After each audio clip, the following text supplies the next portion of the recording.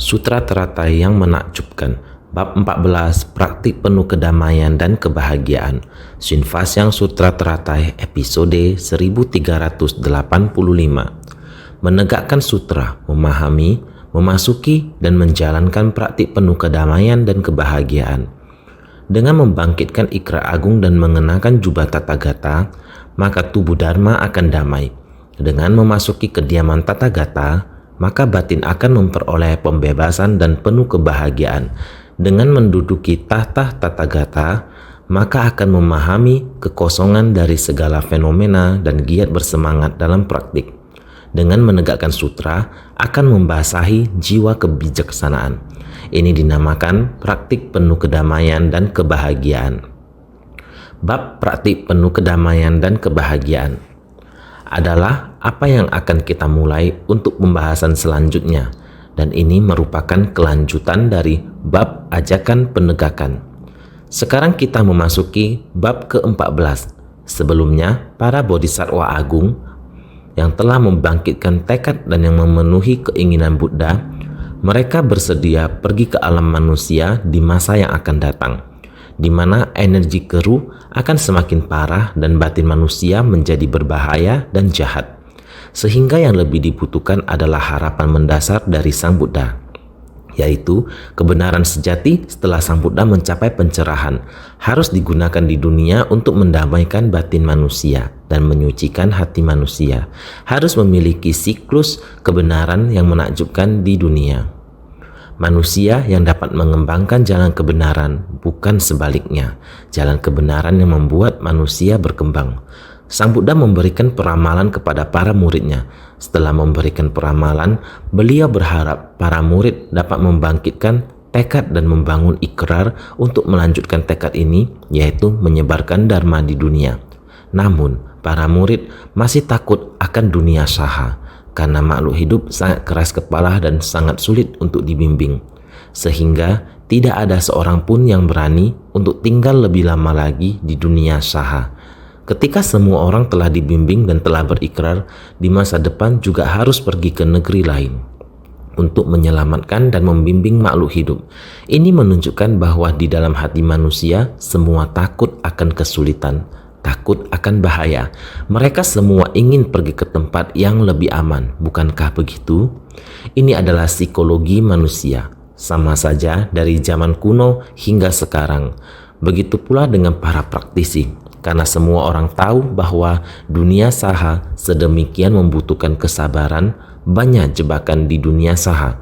Karena mereka ingin membina diri sehingga semakin takut dan was-was, berharap supaya bisa melewati jalan yang berbahaya ini, dapat tiba di tempat yang aman dengan selamat.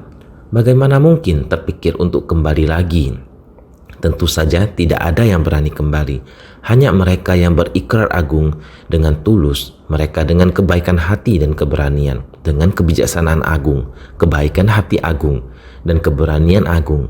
Kebijaksanaan yang sedemikian dengan kebijaksanaan untuk mengembangkan cinta kasih, dengan cinta kasih menjalankan belas kasih, harus memiliki kelapangan dada yang sedemikian.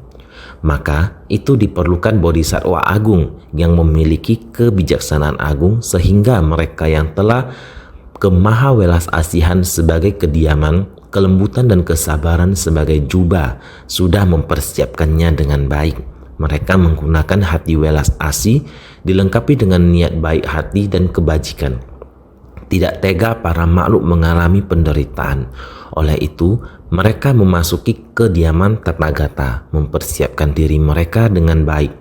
Tubuh mengenakan jubah kelembutan dan kesabaran, mulai mempersiapkan diri untuk datang ke dunia.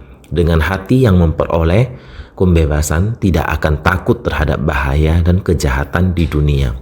Mereka memiliki keberanian dan keberwelas asih, tidak tega para makhluk mengalami penderitaan. Maka dengan kekuatan seperti ini, mereka bersedia untuk masuk ke dunia lagi. Sikap keras kepala para makhluk dikarenakan kekhawatiran, kerisauan, dan kegelapan batin. Itulah mengapa mereka sangat keras kepala. Maha Bodhisattva telah mempersiapkan Dharma di setiap kehidupan, bersedia datang kembali ke dunia saha. Maka mereka berikrar Mereka telah dipenuhi dengan sumpah-sumpah besar dan batin welas asih. Hendak masuk ke ruangan Tathagata dan memakai jubah Tathagata. Karena telah memakai pakaian ini, maka tubuh Dharma akan damai dan batin spiritual kita tidak akan dipengaruhi oleh kejahatan dunia saha. Jiwa kebijaksanaan kita tidak akan rusak. Maka tubuh Dharma akan damai. Ketika kita memakai jubah kesabaran, dengan sendirinya tubuh Dharma kita akan damai dan stabil. Kita menjaga jiwa kebijaksanaan dengan baik. Kita tidak takut di lingkungan yang jahat ini. Kita bersumbangsi dengan menggunakan kebijaksanaan, kewelas-asihan, dan kesabaran. Oleh sebab itu, dengan memakai jubah Tathagata seperti ini, maka tubuh Dharma akan damai. Bagaimana dengan memasuki kediaman Tathagata? Maka batin akan memperoleh pembebasan dan penuh kebahagiaan. Karena kita sudah memasuki kediaman Tathagata, kita akan sangat aman, asalkan pikiran kita tidak lepas dari sifat sejati kita. Saat sifat sejati kita terbangun, kita akan sadar bahwa kita setara dengan Buddha. Welas asih Sang Buddha sudah datang dan pergi dari dunia sebanyak kalpa yang tak terhitung untuk waktu yang lama. Sang Buddha sudah datang dan pergi berkali-kali di dalam dunia saha. Buddha melihat semua makhluk sebagai keluarga besarnya. Semua makhluk di dunia saha adalah kerabat dan muridnya. Maka Buddha adalah guru pembimbing dari 3 kelompok alam. Di 3 kelompok alam ini, Buddha datang dan membimbing mereka semua. Maka Buddha bisa memakai kebijaksanaannya untuk mengajar semua makhluk. Para makhluk sangat keras kepala, tetapi tekad Buddha tidak pernah goyah. Karena kita juga praktisi Buddha, kita pun sama. Seperti di penjara, ada berbagai macam orang. Kita membuka kelas agar mereka bisa belajar. Namun, apakah orang yang ada di dalam setelah menyelesaikan kelas-kelas ini, ketika hukuman mereka habis dan mereka dibebaskan? Apakah mereka semuanya berubah? Terkadang ingin menundukkan kebiasaan buruk mereka ini tidaklah mudah. Ada orang yang sudah berubah, namun ada juga yang ketidaktahuannya muncul kembali. Mereka akan menciptakan karma lagi dan kembali masuk ke penjara. Mereka masuk dan keluar ini karena kebodohan mereka menciptakan karma lagi. Dengan demikian terus kembali ke penjara. Seperti saat saya berjalan melewatinya, saya melihat sebuah kerajinan tangan di meja. Saya sangat penasaran dan bersungguh hati melihatnya. Saya melihat dengan cermat untuk melihat itu. Bagaimana bisa begitu cantik? Ada orang berkata demikian, ini dari narapidana di penjara Ilan. Dia membuatnya sebagai hadiah untuk master. Wah, indah sekali. Dia dengan rasa berterima kasih setelah hukumannya habis dan dia dibebaskan, dia akan bersungguh hati untuk memulai hidup baru. Ini karena dia bersentuhan dengan Buddha Dharma. Dari relawan suci yang mengunjungi penjara, kita tidak memberikan pelatihan karir kepada mereka, tetapi menginspirasi mereka secara spiritual. Membuat mereka dapat memahami nilai mereka sebagai individu datang ke dunia, telah dibesarkan orang tua dan dididik oleh masyarakat. Mereka dengan rasa berterima kasih bagaimana mencari cara untuk memberikannya kembali pada masyarakat dengan mengembangkan nilai kehidupan mereka dengan menggunakan berbagai macam prinsip kebenaran, juga memberikan banyak buku. Bahkan relawan dengan tulus, dengan hati yang tulus dan perilaku yang lembut, mereka menggunakan kebajikan dan keberanian yang besar untuk menghadapi kehidupan yang berbeda. Kelompok orang ini adalah relawan suci. Mereka demikian mengembangkan kebijaksanaan mereka sepanjang tahun dan setiap masa, terus masuk dan keluar dari tempat tersebut. Mereka mengubah orang-orang di dalamnya. Semakin sering melakukannya, semakin sering juga berbicara dengan mereka. Dharma juga akan meresap ke dalam batin mereka karena akan memberi pengajaran pada mereka dan ingin merubah mereka. Maka harus dengan niat yang tulus dan ikhlas. Ajaran Dharma yang kita serap telah memahami segala hal di kehidupan manusia, yang benar maupun yang salah. Prinsip kebenaran yang benar dengan niat pikiran yang tidak baik semua dibandingkan dahulu. Dengan ajaran Buddha untuk membedakan mana yang benar dan mana yang salah. Prinsip ini sudah dibawa masuk ke dalam tempat ini. Ingin membawa barang masuk ke dalam, maka diri sendiri harus memiliki barang ini terlebih dahulu. Barang ini ada di dalam diri kita. Harus dibina dengan baik terlebih dahulu tubuh Dharma kita. Tubuh Dharma kita adalah kebijaksanaan kita. Tubuh Dharma merupakan sifat hakiki kita, dan dengan sifat hakiki kita menghayati prinsip dari kedemikianan. Dunia, prinsip dari kedemikianan, dan prinsip kedemikianan dari prinsip kebenaran Dharma ini jika dibangkitkan keluar, maka akan membuat hati kita dengan sungguh hati dan penuh keikhlasan terjun langsung ke dalam tempat tersebut.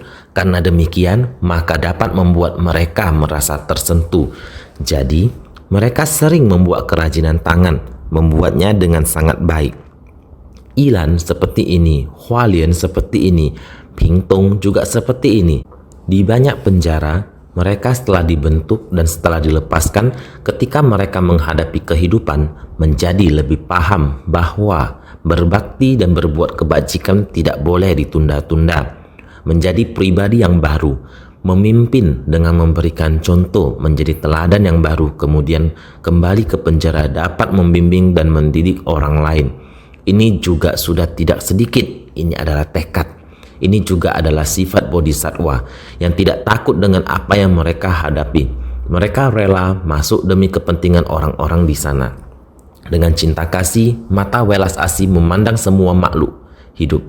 Ketika dirubah, sama juga memiliki sifat hakiki yang murni, seperti bab Dewadatta. Lihatlah, putri naga dan dengan hanya membalikkan badan juga dapat mencapai kebuddhaan. Dewadatta melakukan sangat banyak kejahatan. Dia kelak juga dapat mencapai kebuddhaan. Buddha memberi peramalan kepadanya. Para makhluk jangan takut pada kesalahan. Yang ditakutkan adalah tidak tahu akan memperbaikinya. Setelah memperbaikinya, dia juga akan menerima peramalan penegasan dari Sang Buddha.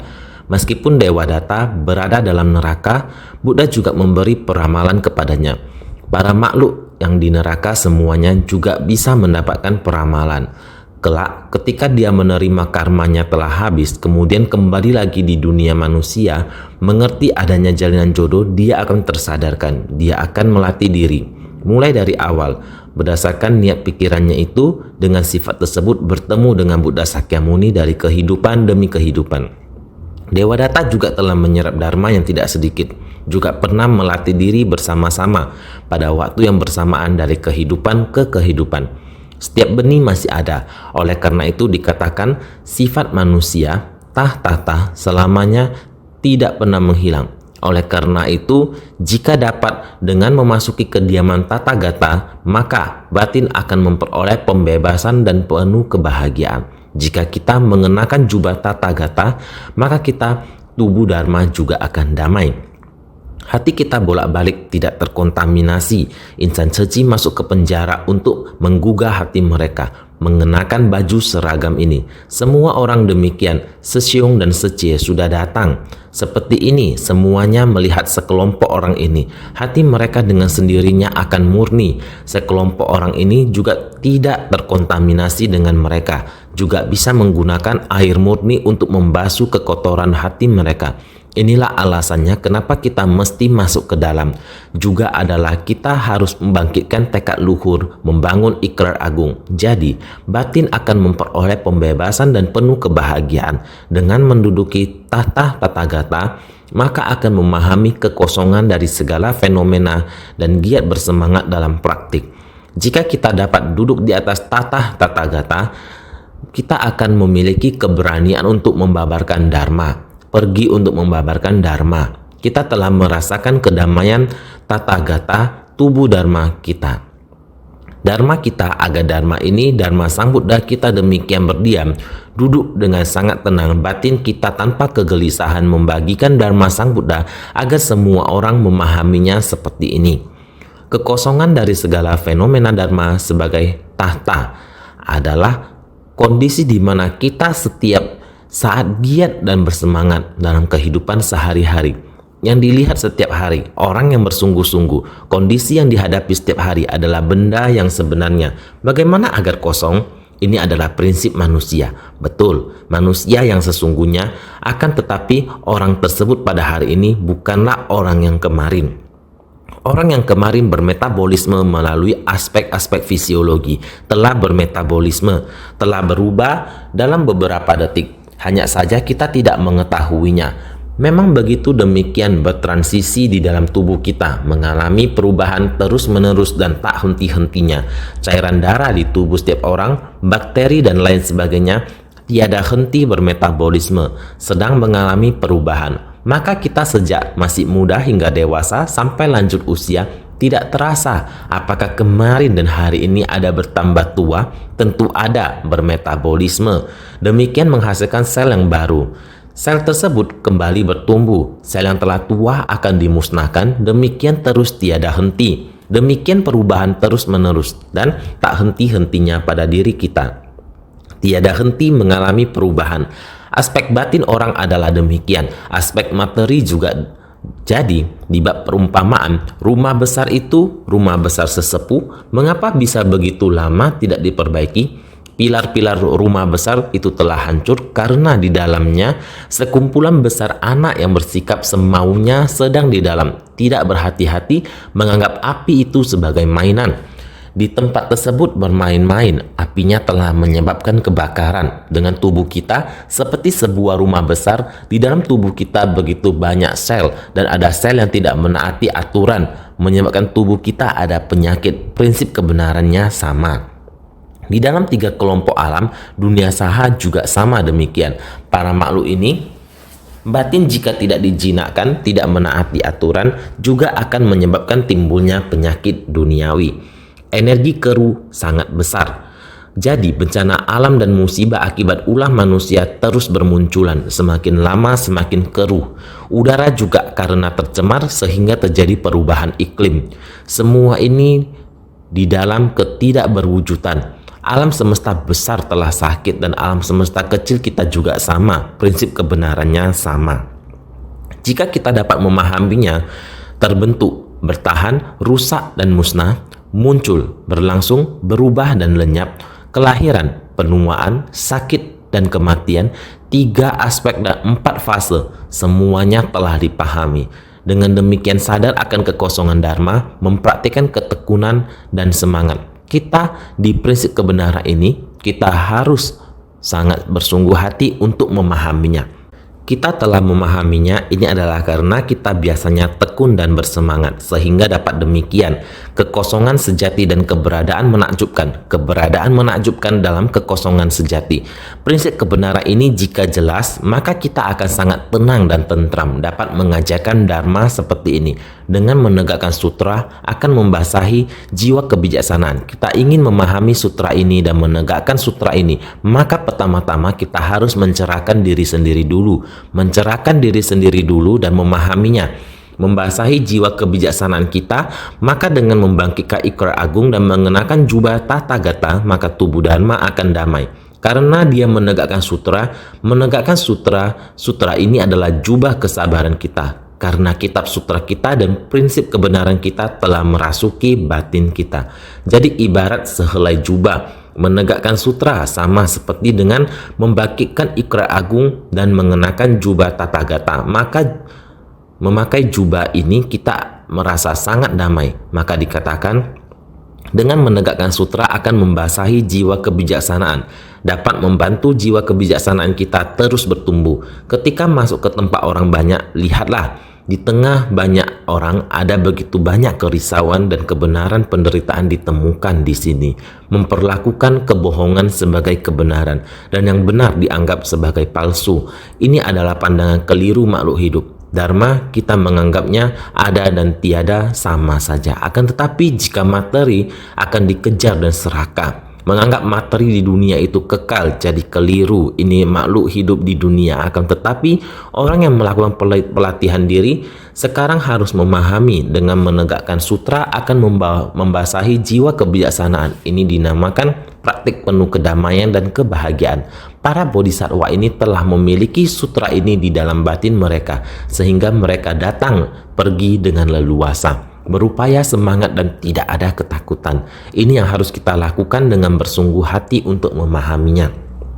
Dalam bab ajakan penegakan usaha, Para bodhisattva dengan penuh hormat mengikuti keinginan Buddha. Mereka berikrar akan terus bolak-balik ke dunia jahat, rela mengorbankan jiwa kehidupan dan menahankan segala kesulitan demi menyebarkan dharma menakjubkan.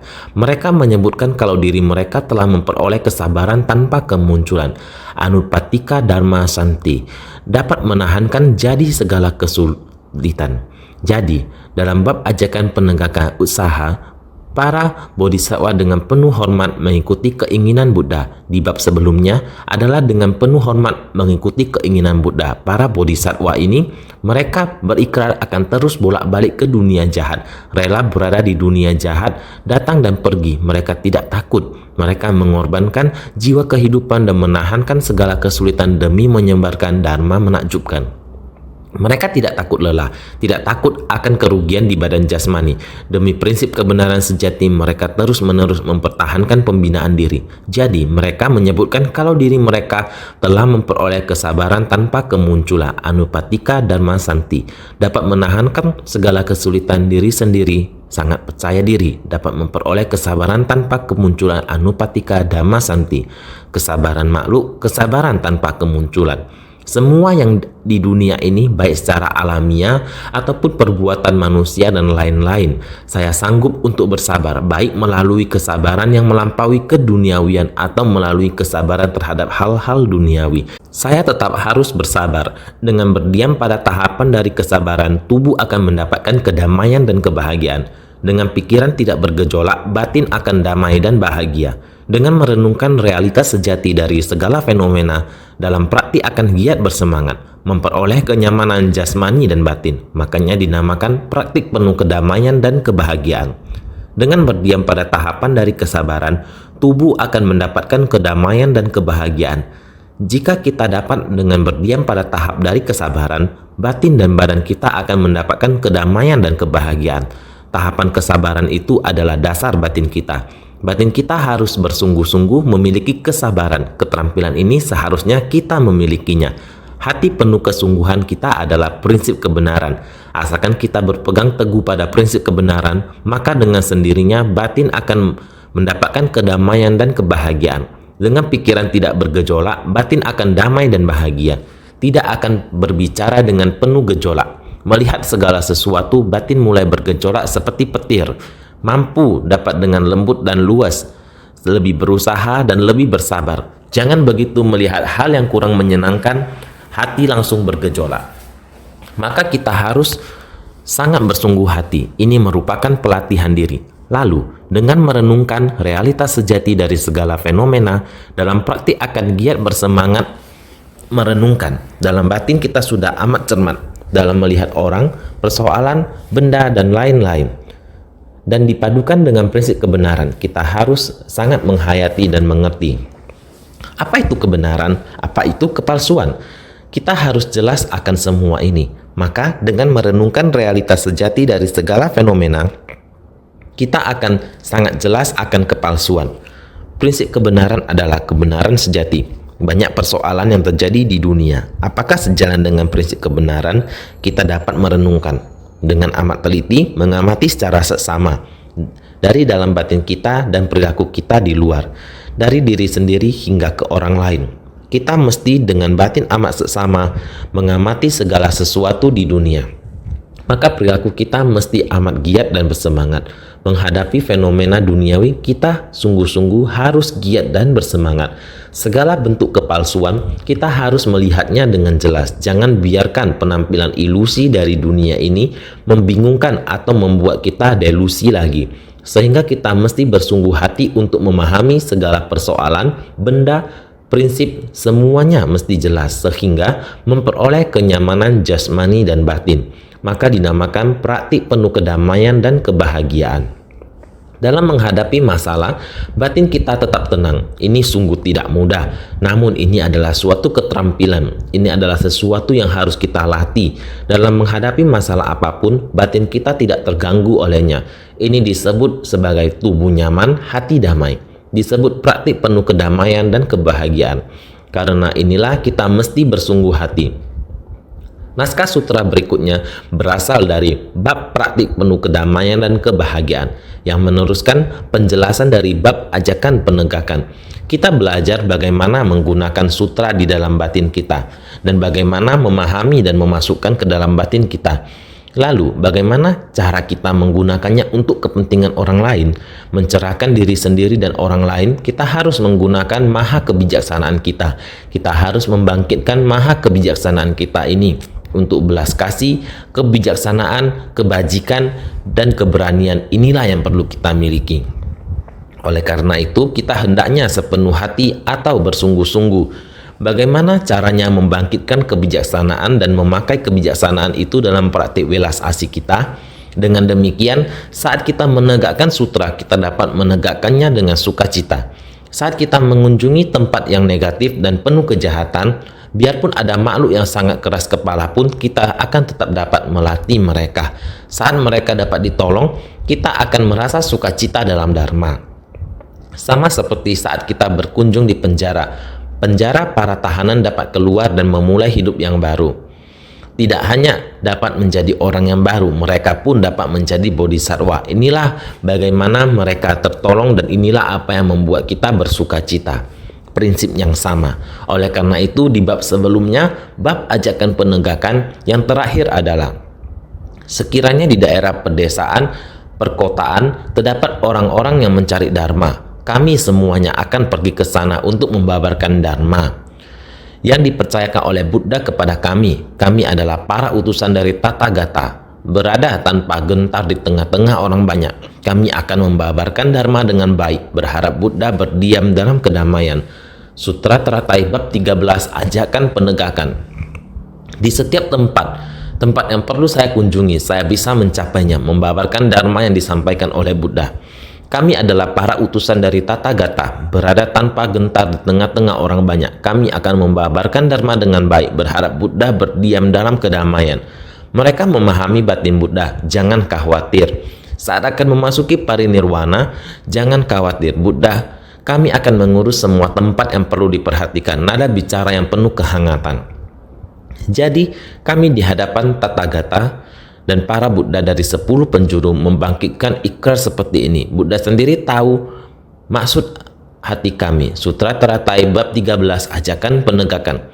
Saya telah berada di hadapan Sang Buddha serta di hadapan semua Buddha yang datang dari 10 penjuru.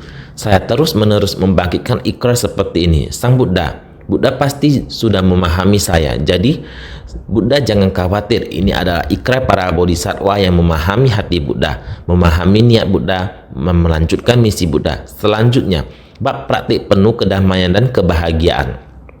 Diawali dengan, pada ketika itu, Pangeran Dharma Manjusri, Bodhisattva Mahasattva, berkata kepada Buddha, Bhagawan, semua bodhisattva ini adalah langka sekali, dengan penuh hormat menuruti keinginan Buddha.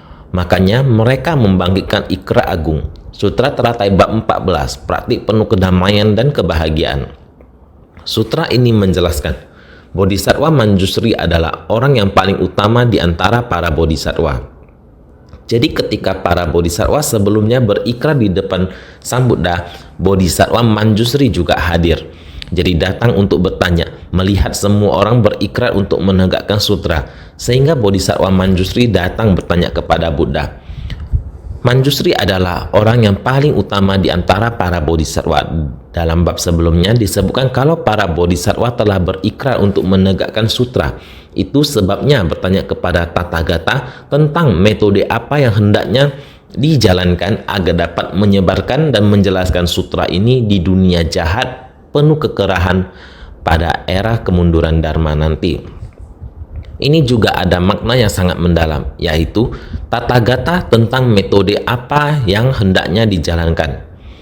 Bodhisattva sebelumnya hanya mengatakan bahwa kelak akan ada begitu banyak kejahatan.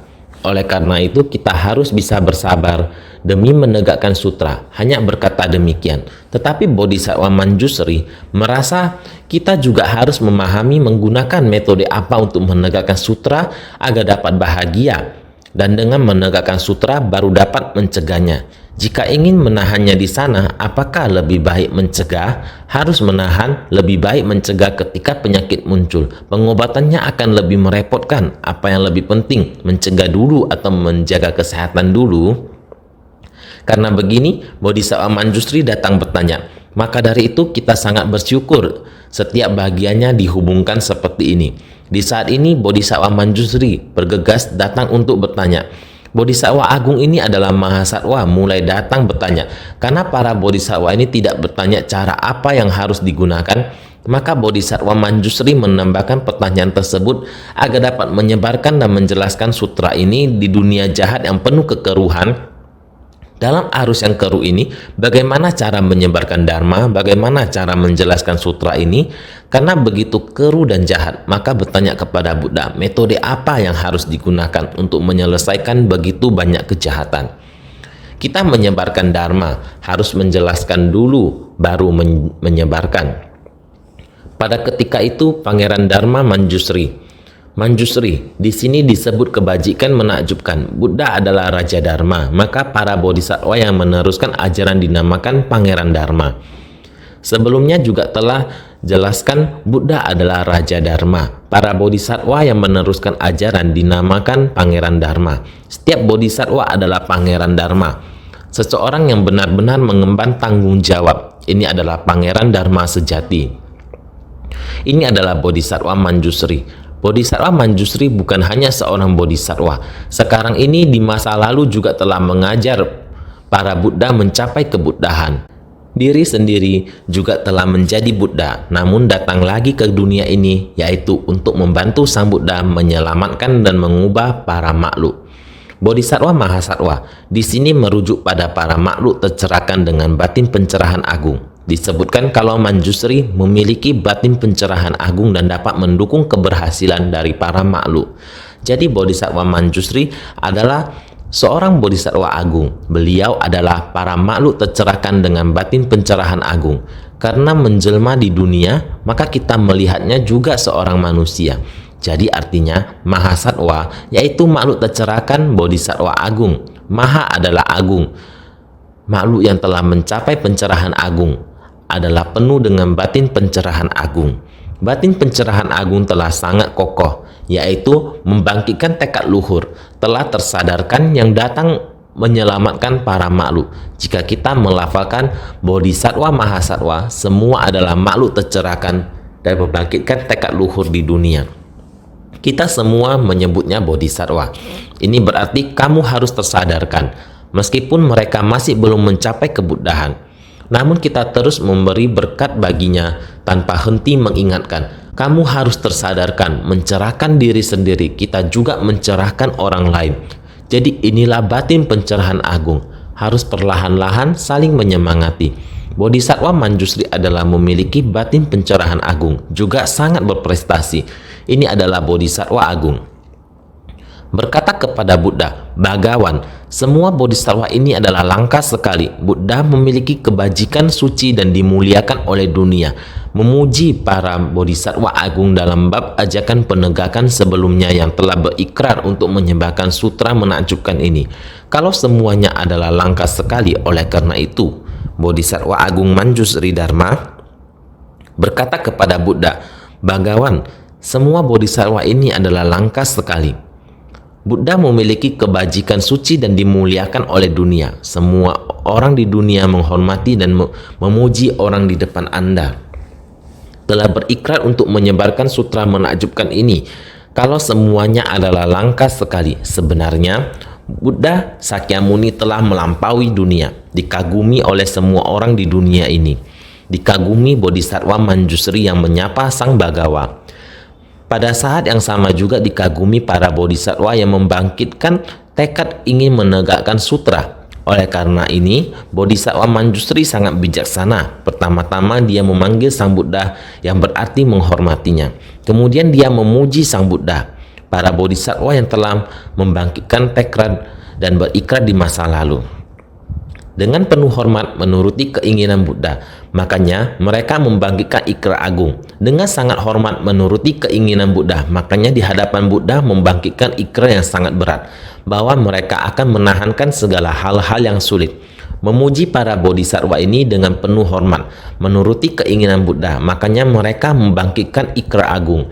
Semua bodhisattva ini sangat menghormati Sang Buddha, juga menyetujui dengan pikiran Buddha dan menuruti keinginan Buddha. Mereka semua sudah membangkitkan tekad luhur. Semuanya ini hormat menuruti keinginan Buddha.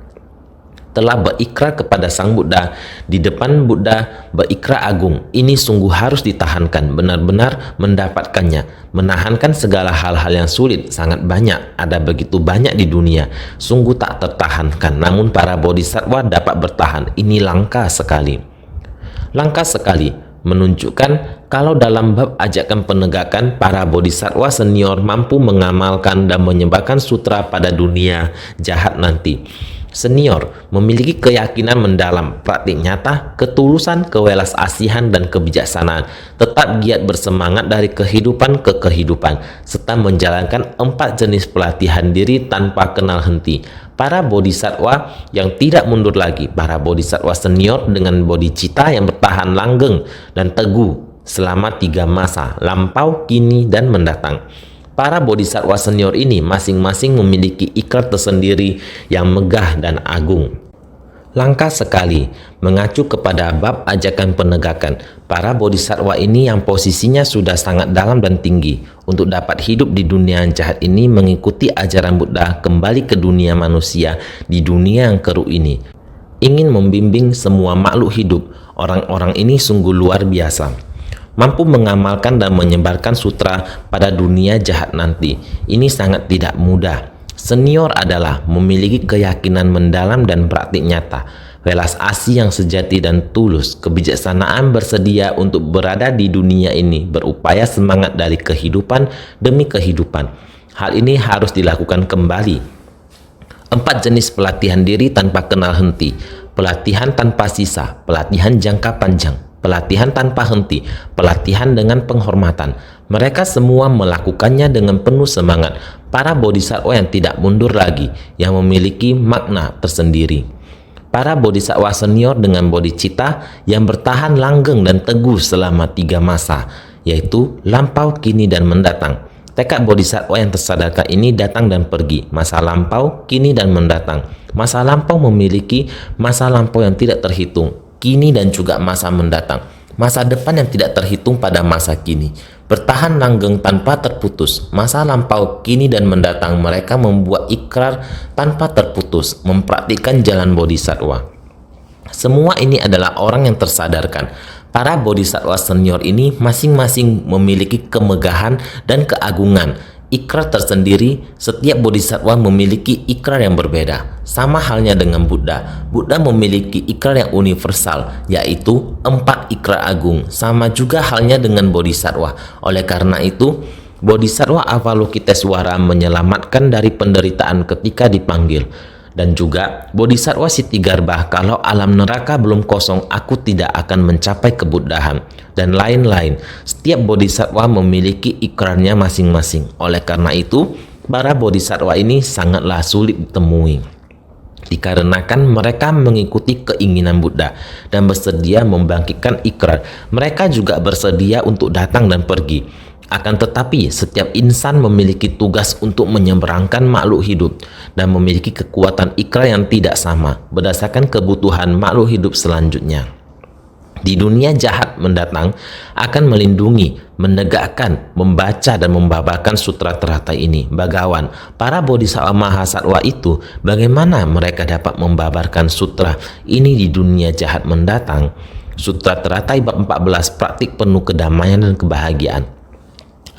Pada awalnya, Bodhisattva Manjusri menanyakan tentang poin terpenting setelah ketika para bodhisattva ini memiliki tekad bahwa kehidupan mendatang yang dikatakan sebagai 3 masa kehidupan, yang dimaksud adalah masa lalu yang tidak terhingga serta masa kini yang memiliki masa depan yang tidak terhingga, sehingga inilah dikatakan sebagai kehidupan yang terus berlanjut. di dunia jahat mendatang akan melindungi, menegakkan, membaca dan membabarkan sutra teratai ini. Setelah Buddha parinirwana di dunia jahat yang penuh kekeruhan nanti, akan melindungi, menyayangi, mempertahankan, membaca, melafalkan dan menjelaskan sutra menakjubkan ini. Begitulah terus-menerus, kekuatan ikrar ini ada di dunia di tengah kekeruhan dan kejahatan ini, melindungi dan menghargai sutra teratai yang menakjubkan. Dia yang dapat mengambil tanggung jawab dengan memegang teguh, dengan membaca, melafalkan, dan menjunjung tinggi sutra serta mengajarkan dharma yang menakjubkan ini kepada semua makhluk. Inilah yang dikatakan sebagai ke atas mencari jalan kebuddhaan, ke bawah membimbing para makhluk. Dengan begitulah dharma akan terus berlanjut tanpa henti.